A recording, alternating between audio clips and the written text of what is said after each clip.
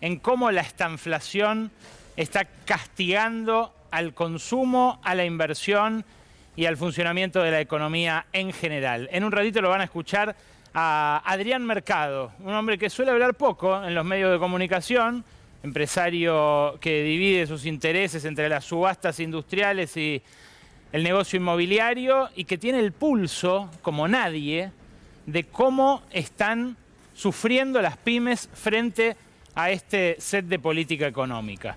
Pero, claro, este set de política económica tiene un diseño hecho a medida por el Fondo Monetario Internacional.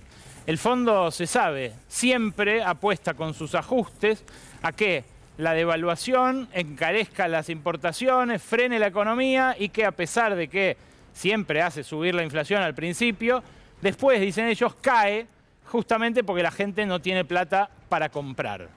Este razonamiento, el razonamiento ortodoxo de los planes de estabilización, choca en la Argentina contra la realidad de casi 10 años de ajuste.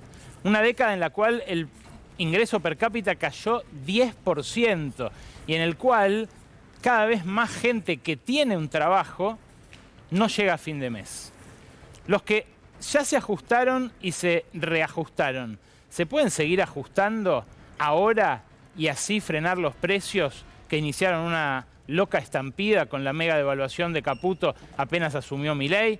Bueno, es la gran pregunta, el gran interrogante al cual el Fondo Monetario ni siquiera se plantea una duda. El viernes conocimos el Staff Report del Fondo Monetario que avaló el desembolso de 4.700 millones de dólares por parte del organismo multilateral. Un tercio de la plata que decía Caputo que podía recibir de arranque en la administración Milei, pero bajo condiciones de un ajuste draconiano. Ese Staff Report, que tiene 119 páginas, que estuve hojeando durante el fin de semana, recauchuta el acuerdo firmado con el gobierno del Frente de Todos, que a su vez lo único que hacía era refinanciar la deuda que tomó Mauricio Macri. Pero toma sus recaudos, porque dice que este ajuste tiene que ser compensado con un aumento sensible de la ayuda social para que no se desborde social y políticamente la situación, pero además compara este ajuste al que acompaña y en el que empuja a Milei para que siga adelante con otras experiencias pasadas. Experiencias del mundo y experiencias de la Argentina. Dice, por ejemplo, este mamotreto que dio a conocer el fondo la semana pasada, que el ajuste de Milei estaría en el 8% más severo de los ajustes de los que se tengan registro. Esto lo muestra mediante este gráfico que vas a ver ahora, que es un histograma justamente de cuánto se animaron a pasar la tijera los gobiernos a lo largo de la historia de las crisis internacionales. Bueno, ese histograma que acá lo tenés muestra hasta qué punto lo que se propone hacer Milei es un experimento casi inédito.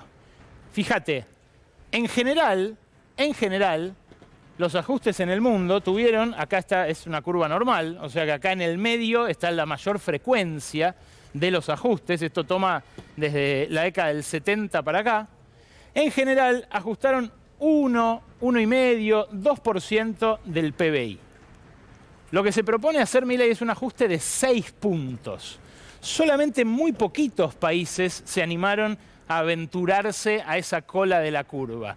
Y por eso señala el fondo que lo de Milei está entre las experiencias más osadas de tijeretazos, ni siquiera parangonable a lo que intentó en su momento, de la mano también del Fondo Monetario, hacer Nicolás Dujovne, el ministro de Hacienda de Macri, que ahora volvió a dar consejos a través de los medios de comunicación.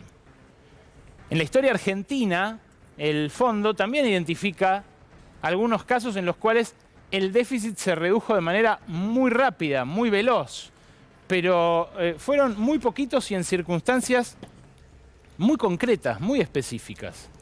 Fíjense, por ejemplo, acá, cuando muestra el ajuste heterodoxo de Helbert allá en 1974, que redujo severamente el déficit en condiciones en las cuales el peronismo contaba con un aval social realmente robusto. Después, eso volvió a pasar en el Plan Austral. Un Plan Austral que al principio hizo eso, redujo muy fuertemente el déficit, pero al toque derivó en una hiperinflación. En la hiperinflación el déficit se redujo apenas un poco, pero pasó a ser superávit al principio de la convertibilidad. Fíjense, son esas experiencias en la historia reciente solamente, en las peores crisis que haya atravesado la Argentina. Todas ellas fueron acompañadas de mucho sufrimiento a nivel social. ¿Cuál es el siguiente y último caso antecedente? El de 2001-2002, cuando más de la mitad de la población se vio empujada a la pobreza por la devaluación que obviamente pulverizó los salarios. Pero acá había otro factor, el factor de los precios récord de las commodities, que identifica también el fondo y dice, claro, las veces que se redujo el déficit en ese caudal, en esa cuantía, fue porque hubo circunstancias excepcionales. Javier Milei espera una cosecha importante para el primer año de su gobierno, pero está en duda que vaya a terminar así. Si no llueve en los próximos 10 días, se va a ver ese sueño como el de la fábula de la lechera yendo al mercado, frustrado antes de tiempo. Bueno, claro, el ajuste, Milei lo está descargando básicamente en dos rubros. No le mandó más comida a los pobres, los comedores dejaron de recibir asistencia en diciembre y las provincias dejaron de recibir fondos para hacer obra pública. Las transferencias no automáticas a las provincias, o sea, lo que no se manda vía coparticipación, bajó también a cero. Esto fue una forma de apretar a los gobernadores para que apoyen la ley ómnibus en el Congreso, algo que consiguió a medias, porque el ómnibus quedó reducido a una combi. Pero por otro lado, es una manera de cumplir con la exigencia del Fondo Monetario.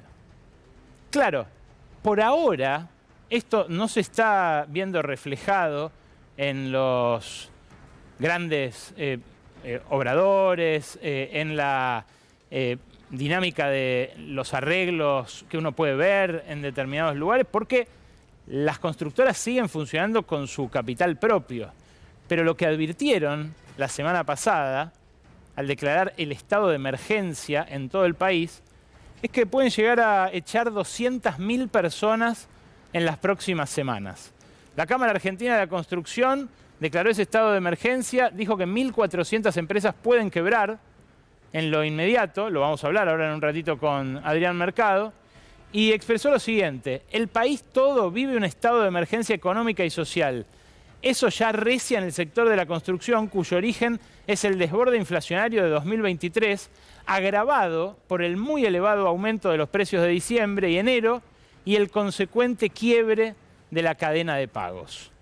El texto avanza luego y detalla eso que les decía, que solamente unas pocas semanas pueden aguantar en esta situación las empresas contratistas que emplean de modo directo algo así como el doble de esas 200.000 personas que perderían su empleo en un abrir y cerrar de ojos, porque además las contratistas tienen el esquema de contratación de la UOCRA, por lo cual ni siquiera tienen que hacerse cargo los patrones de la indemnización que llevan en su mochila, pagada de su bolsillo, los obreros del gremio. Bueno, esto obviamente genera mucha incertidumbre en esa gente, también en la que vive de un salario del Estado, y también hay mucha incertidumbre en la gente que vive de un salario en general. Algunos casos, el de los bancarios, el de los aceiteros, el de los camioneros, han tenido recomposiciones parecidas al aumento de precios de diciembre, pero gremios muy cuantiosos, de muchísima cantidad de afiliados, no lo han tenido. Y esto llevó a un ajuste del consumo en cantidades del cual no se tenía registro desde 2002. Empezó a pasar que en las cadenas de hipermercados directamente el comportamiento de los consumidores cambió. Primero se notó la caída, ¿no? El último informe de Sentia, que es la consultora que más usan en el segmento retail, los supermercadistas, también los mayoristas, también la gente que se dedica desde el sector industrial al consumo masivo, lo que marcó es una caída muy, muy abrupta que no suele verse tampoco en los supermercados. Hay ahí, así como hay negocio por volumen y muy poquita rentabilidad, en general las fluctuaciones son bajas. No es que de la noche a la mañana se vende la mitad de alimentos, por ejemplo. Bueno, fíjense ustedes lo que pasó, según el informe de Sentia, en este mes de enero. En el mes acumulado las primeras 3 semanas, la última todavía no está consolidada, hubo un desplome del 12,2% de las unidades vendidas. Fue idéntico a la última semana, al 12,1% de la tercera semana, pero fíjense cómo arrancó el año, casi 20% abajo en volúmenes los supermercados. La segunda pareció aflojar, la tercera, como les digo, volvió a incrementarse, pero cuando uno mira los rubros, se da cuenta de que el ajuste es en toda la línea. Fíjate de esta misma consultora de Sentia, lo que muestra el desglose. El rubro principal de consumo en los supermercados, que son los bienes no durables, los bienes perecederos o de consumo inmediato, cayó un 12,4%. Los productos frescos cayeron un 8,5%. Los de bazar casi 20%. Esto es algo que pasa habitualmente con los consumidores que, así como en las recesiones lo primero que cae son las ventas de ropa interior, también se dejan de vender los platos de la diaria, ¿no? La gente, bueno, lo que muestra trata de preservarlo, lo que no, lo ajusta primero. Después está el sector textil, que se vende mucho en los supermercados, que cae menos, en parte porque compensa lo que se deja de comprar en otros canales donde la ropa está más caro. Y finalmente los electrodomésticos y electrónica, casi 40% abajo, lo cual muestra que mucha gente en las 3 elecciones que hubo antes, las PASO, las generales y el balotaje, compró todos los electrodomésticos que pudo porque era parecido a comprar dólares. Ahora, fíjense el desplome de Bazar. Y qué inteligente fue el hermano del vocero presidencial, Francisco Adorni, que dejó el puesto en una cadena de bazares en el que oficiaba como vendedor para aventurarse a ser asesor en el Ministerio de Defensa. Claro, en el Ministerio de Defensa además va a ganar 2,5 millones de pesos, cosa que, imagino yo, no ofrece cualquier cadena de bazares en el sector retail. Pero Francisco Adorni, que fue uno de los protagonistas por el escándalo que causó este nombramiento el fin de semana, fue defendido hoy por su hermano, el vocero, Manuel Adorni, que en un castellano muy particular dijo esto esta tarde. Y es un tema de él, lo de mi hermano, en lo cual yo no intervení. De hecho, tampoco salí a aclararlo porque me pareció una cuestión de él, más de él que mía, ¿no? Y es un tema de él, lo de mi hermano, en lo cual yo no intervení. De hecho, tampoco salí a aclararlo porque me pareció una cuestión de él, más de él que mía, ¿no? No intervení, dijo Adorni, que debe haber querido decir no intervine. Pero más allá del manejo de la lengua por parte del vocero, que debiera conocerla siendo vocero, lo que hizo Adorni está bien, porque los bazares van a vender cada vez menos. Y todos en general, con una estanflación galopante como esta, van a vender menos. Mirá si no lo que informó CAME, la Confederación Argentina de la Mediana Empresa. Curiosamente, después de apoyar la votación en general de la ley ómnibus, que dijo es un paso adelante. Paso adelante será la ley, pero las ventas, mirá cómo están. Sí, ese desplome es el de diciembre y enero. Se ve a simple vista, no hace falta acercarse al porcentaje, ¿no? Ahí tenés la evolución, lo que venía cayendo durante el año pasado, guarismos de una cifra baja, y lo que está cayendo ahora, 28,5%, después de haber caído 13,7% en el mes de diciembre. Es algo que en tiempos de paz pasa muy pocas veces. Es algo realmente extraño en el consumo masivo. Y la apuesta del gobierno es a que esa recesión frene los precios. Claro, por ahora esto no es lo que está pasando. No es lo que está pasando ni en el segmento de los negocios de proximidad o los más chiquitos, ni en las grandes superficies.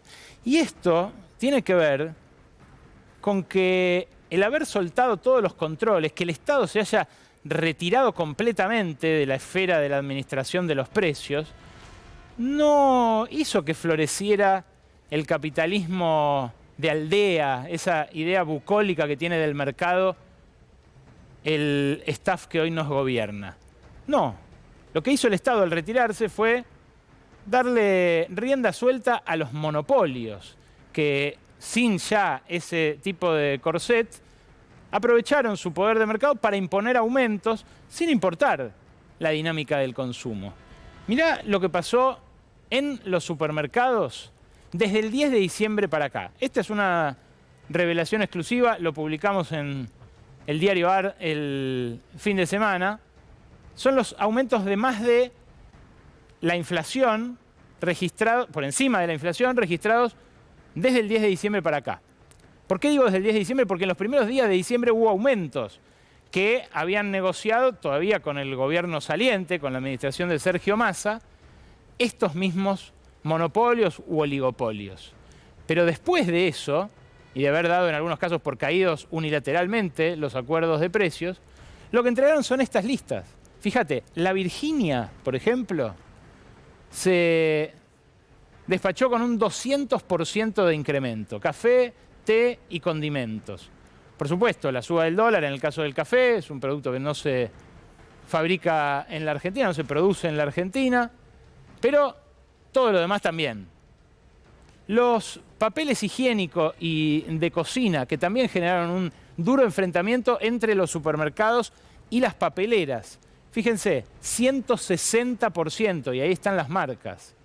Claro, en algunos casos los supermercados lo que hicieron fue dejar vacías las góndolas y poner cartelitos que dicen este aumento desmedido no lo vamos a aceptar, le estamos cuidando su bolsillo.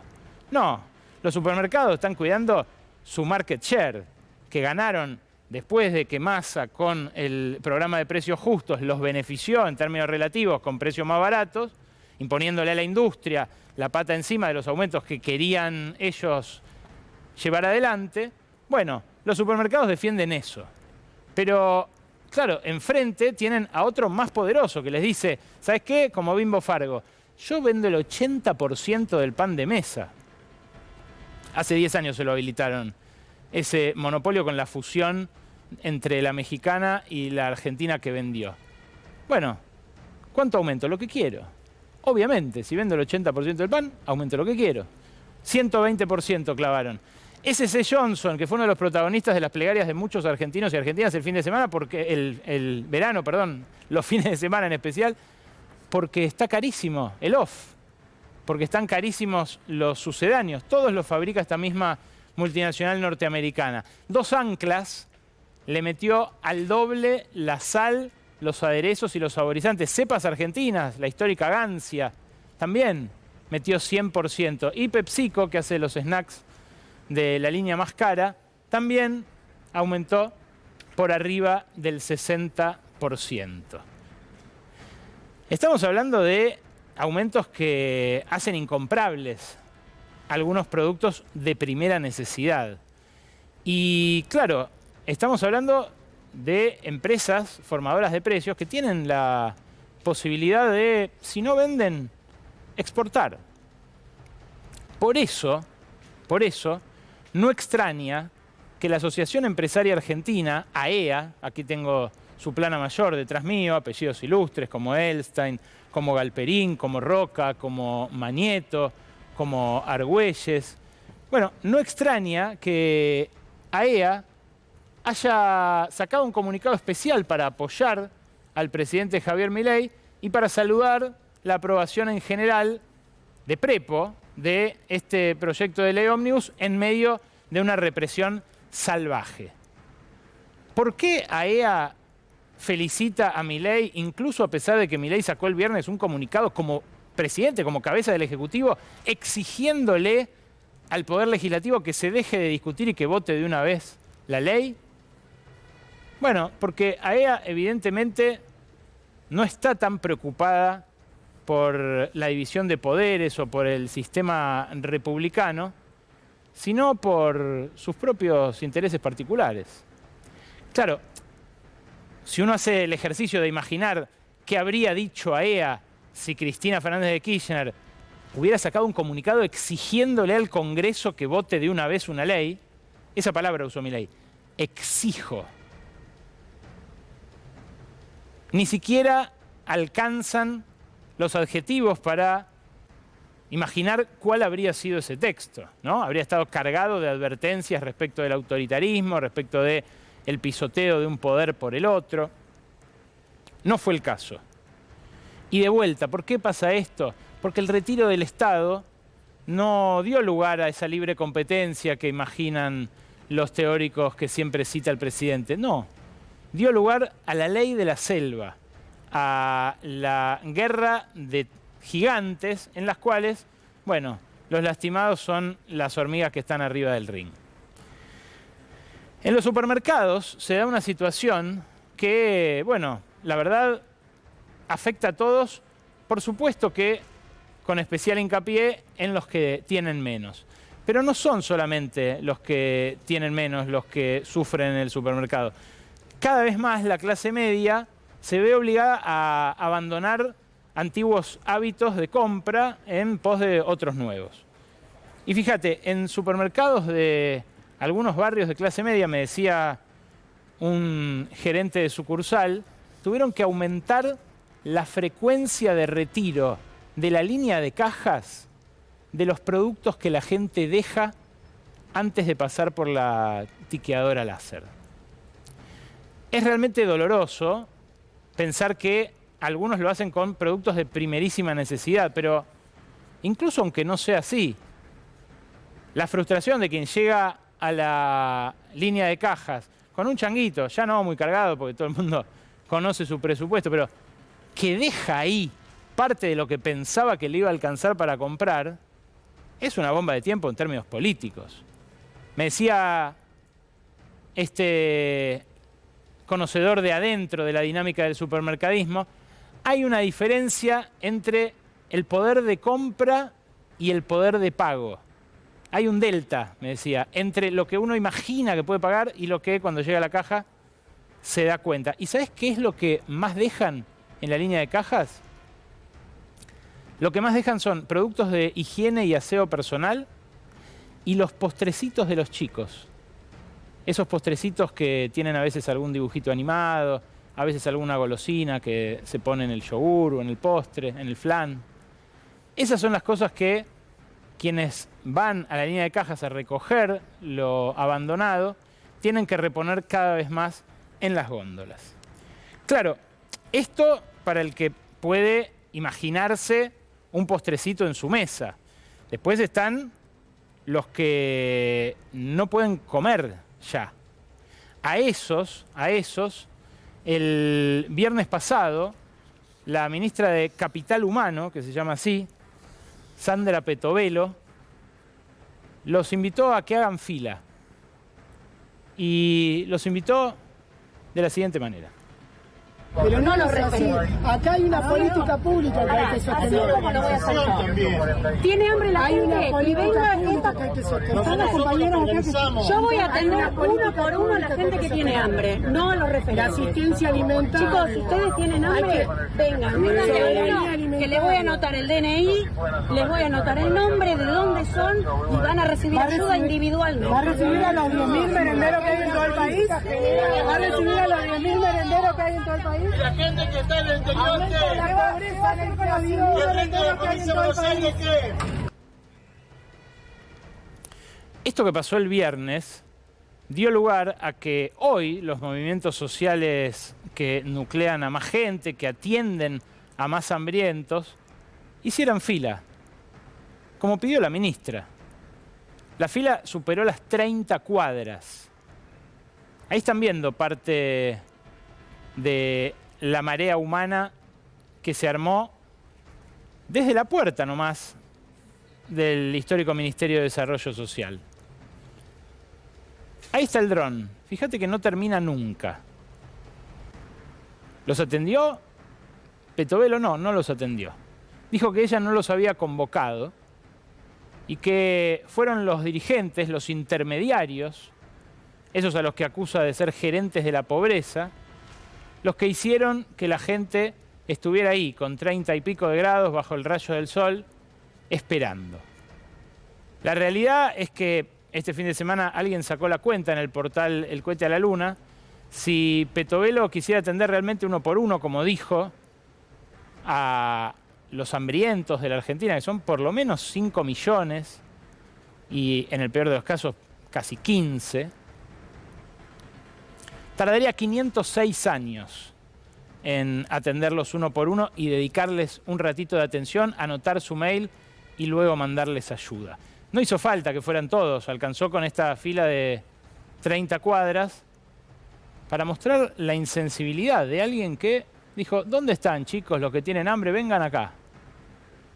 Son muchos y no sé si hace bien en provocarlos un gobierno que tuvo que reprimir como reprimió la semana pasada afuera del Congreso a una escala inédita que incluso lastimó a 25 trabajadores y trabajadoras de prensa. Mientras hablo sigue la fila, sigue el dron, porque esta imagen, bueno, es un loop infinito. Hoy, con el presidente en camino a Israel para una gira que la semana que viene lo va a depositar en el Vaticano, la Iglesia Católica sacó un durísimo comunicado desde la Conferencia Episcopal donde advirtió justamente lo que puede llegar a generar en términos del polvorín social sobre el que está parado el gobierno, la interrupción total de la ayuda a los comedores. Se titula el pedido de pan de cada día es un clamor de justicia y dice, la comida no puede ser una variable de ajuste. No sé si lo tenés más cerca, Rodo, para que se vea el sello de la Episcopal arriba, porque esto que sacó hoy con una cita bíblica, la Iglesia, puede ser la antesala de un mal trago en el Vaticano para el presidente Javier Milei, que de hecho va a ir acompañado de algunos de esos empresarios de AEA que no van a Israel, pero sí después van a ir al Vaticano a entrevistarse con el Papa Francisco junto con el presidente y su comitiva. Lo que hizo como respuesta a esta fila de hambrientos y como respuesta también a este comunicado de la Iglesia Católica, la ministra Petovelo, fue firmar un acuerdo con otro intermediario de la ayuda social, la red de iglesias pentecostales evangélicas. Acá van a ver ustedes la serie de tweets, espéralo ahí, con las cuales la ministra esta tarde mostró que había firmado un convenio de asistencia alimentaria con la Alianza Cristiana de Iglesias Evangélicas de la Argentina, ACIERA, que fue uno de los arietes más enérgicos, más vehementes contra la aprobación del aborto legal, seguro y gratuito en la Argentina. Por supuesto que hay un montón de iglesias pentecostales detrás de ACIERA que tienen su trabajo social en los barrios, pero que no llegan ni al 1% de la escala que tienen la Iglesia Católica, las organizaciones sociales y los comedores estatales y municipales de conjunto. Claro, a la ministra no le gustan los intermediarios que ella no elige, porque este es un intermediario al punto de que el Ministerio de Capital Humano va a invertir 177,5 millones de pesos para asistir a esos comedores que a su vez asisten a ancianos, niños y personas con discapacidad. Es algo muy llamativo, esta doble vara, este criterio selectivo, porque había dicho Javier Milei que la única billetera abierta iba a ser la de Capital Humano. Es la más cerrada de todas. En un contexto en el cual los alimentos suben, como te estaba mostrando recién, según los propios guarismos oficiales. Destaca finalmente esto, ¿no? Que organiza eventos educativos, ACIERA, que lleva adelante campañas sociales. Después firmó un acuerdo con Abel Albino, uno de los también máximos enemigos de no solo el aborto legal, sino también de la educación sexual en las escuelas. Y Abel Albino también va a funcionar como intermediario. Los intermediarios que sí, como dice el meme, ¿no? Intermediarios que no, intermediarios que sí. Les decía que hubo una represión inédita desde la vuelta a la democracia, una represión que, bueno, la única vez que hubo tantos periodistas heridos en un solo evento fue en la sublevación de los Carapintadas. Porque claro, había tanques en las calles, armas, balas a mansalva por ahí. Bueno, esta vez no hubo ninguna sublevación. La policía respondía las órdenes de Patricia Bullrich y todas estas costosas coreografías que desplegó la policía frente a muy pocos manifestantes fueron simplemente para mostrar que ellos estaban en control de la situación. No hicieron más que demostrar lo contrario, con imágenes como esta recorriendo el mundo. Y la verdad, generaron también todo lo contrario a lo que esperaban. En el mundo miraron azorados que un gobierno, repito, al mes y medio de asumir, desplegara una represión a esta escala. Lo vieron azorados porque creían, en función de los resultados del balotaje, que Milei tenía respaldo popular, que no le hacía falta esto.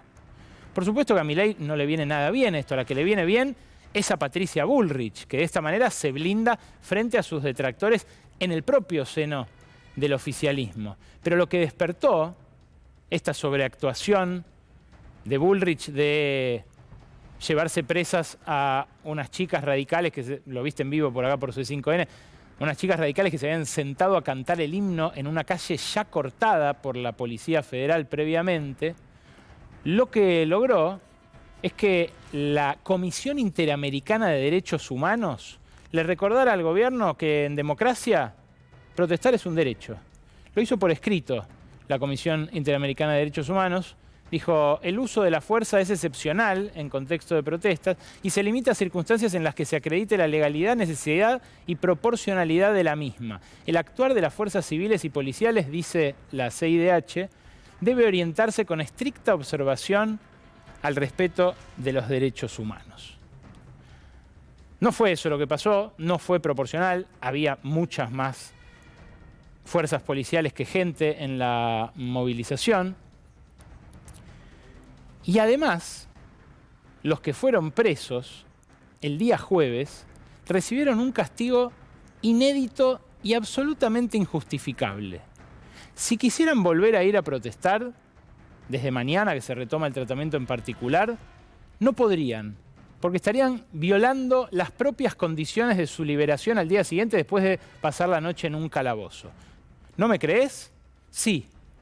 Las fiscalías que intervinieron de la ciudad de Buenos Aires fijaron una perimetral inédita para que no se acerquen los que protestaron al lugar a donde protestaron, al Congreso de la Nación. Díganme ustedes, si no, ¿dónde ha protestado históricamente la gente que quiso protestar en democracia en la Argentina? Si no, en la Plaza de Mayo y en el Congreso de la Nación. De hecho, si uno lo piensa desde el punto de vista de la molestia de tránsito, enfrente del Congreso hay una bruta plaza en la cual protestar.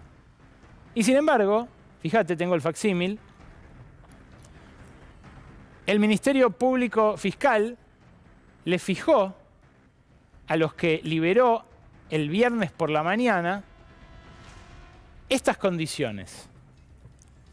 Les dijo que van a tener que presentarse en las comisarías vecinales correspondientes, fijar residencia en el domicilio que corresponda, comparecer ante todas las citaciones que les hicieren desde el juzgado o desde la fiscalía, presentarse una vez cada 30 días. Todo este es el vía crucis del que fue a protestar contra una ley que creía injusta, ¿no?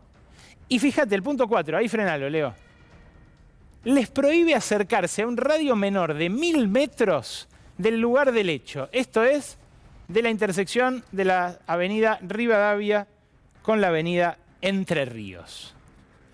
Esto, repito, es algo que no había pasado jamás. Jamás en la vida se había registrado una restricción como esta al derecho a la protesta, al más elemental derecho democrático de petición. Y marida a la perfección con esto, que tampoco se había escuchado en democracia. Esto que dice Agustín Laje, otro de los que se hizo famoso como enemigo del aborto, y que en campaña fue uno de los principales, más entusiastas, impulsores de la candidatura presidencial de Javier Milei. Celebramos a la policía, los felicitamos. Cada balazo bien puesto en cada zurdo ha sido para todos nosotros un momento de regocijo. Cada imagen de cada zurdo lloriqueando por el gas pimienta en su cara ha sido para nosotros un momento muy placentero de ver. Ha sido un momento donde nos ponemos de pie y aplaudimos a nuestras fuerzas de seguridad y los apoyamos. ¿Por qué? Porque en este país debe regir la ley.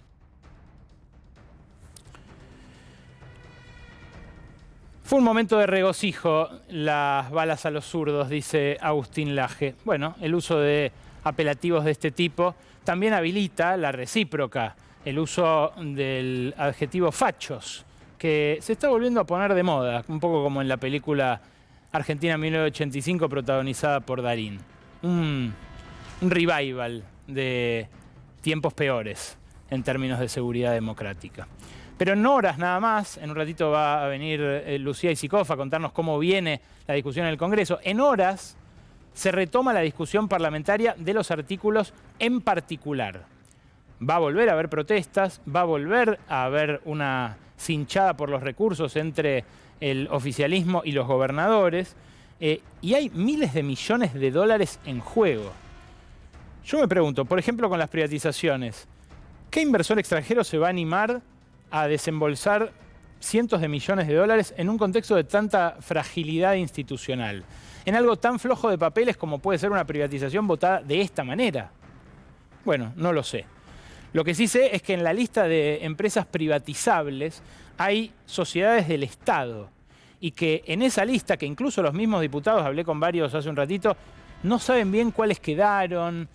Algunas quedaron en el borrador, otras en la votación en general, otras se siguen revisando ahora para el debate en particular. Bueno, en la lista de empresas privatizables hay varias sociedades del Estado.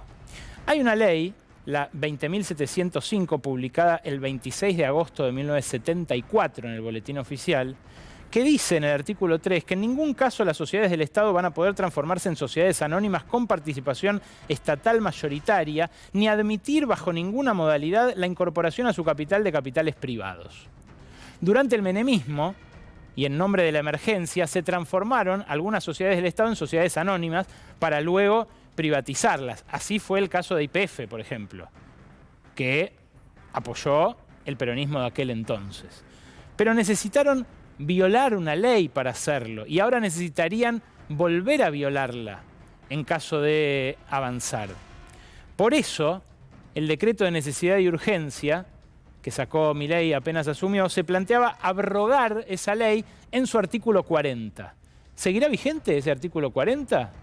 Porque capítulos enteros del DNU fueron volteados en instancia judicial. ¿Y si los trabajadores de alguna sociedad del Estado interponen un recurso, por ejemplo, en las próximas horas para pedir que no se abrogue ese artículo y que siga rigiendo la ley de 1974? Podría verse en un problema el oficialismo nuevamente.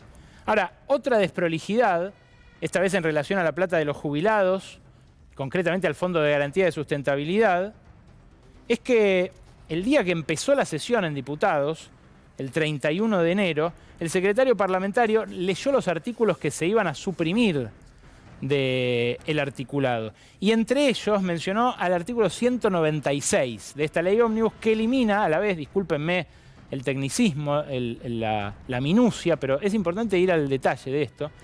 Ese artículo elimina 4 artículos de la ley 24.241 con criterios y restricciones para el uso de los activos de ese fondo de garantía de los jubilados, de la garantía de sustentabilidad. Antes de pasar a la votación en general, al cierre de la tercera jornada de debate, el miembro informante, Bornoroni, de La Libertad Avanza, leyó los artículos que se sacaron, pero no mencionó a estos artículos, con lo cual se puede, si avanza la discusión en particular de estos artículos, liquidar el Fondo de Garantía de Sustentabilidad sin ningún problema. Y aun cuando la ley no lo habilite expresamente, lo que pasaría con el Fondo de Garantía de Sustentabilidad si se aprueba el parrafito que dice que los títulos públicos del fondo pasan al Tesoro, es que se habilitaría por normas anteriores la venta de las acciones, que es lo que le importa a Luis Caputo y a Pablo Quirno, su mano derecha, el secretario de Finanzas. Hagan este ejercicio nada más. Esto es un paper secreto que circula dentro del bloque de Unión por la Patria.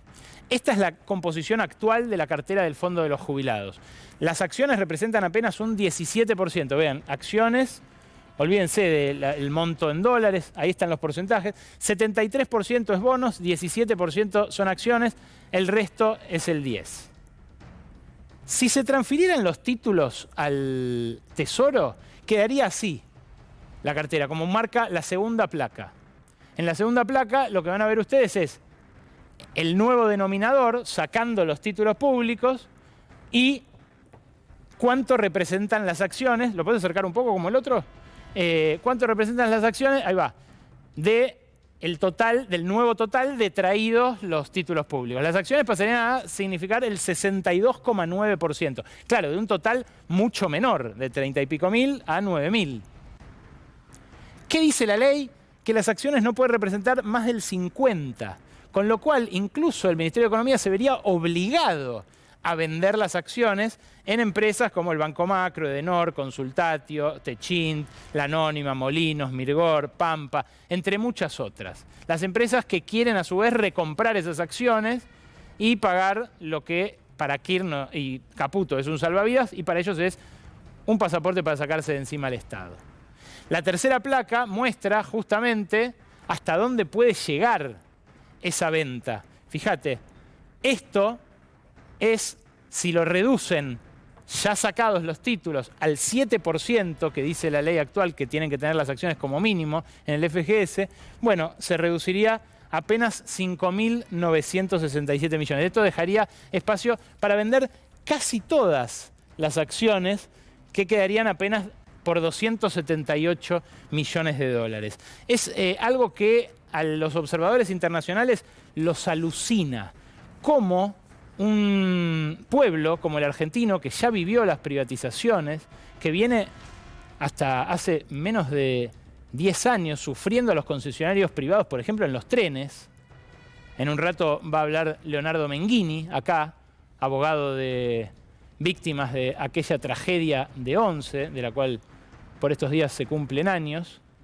¿Cómo un pueblo que tiene tan fresco ese recuerdo puede tirarse de vuelta a la pileta de ese desguace del Estado?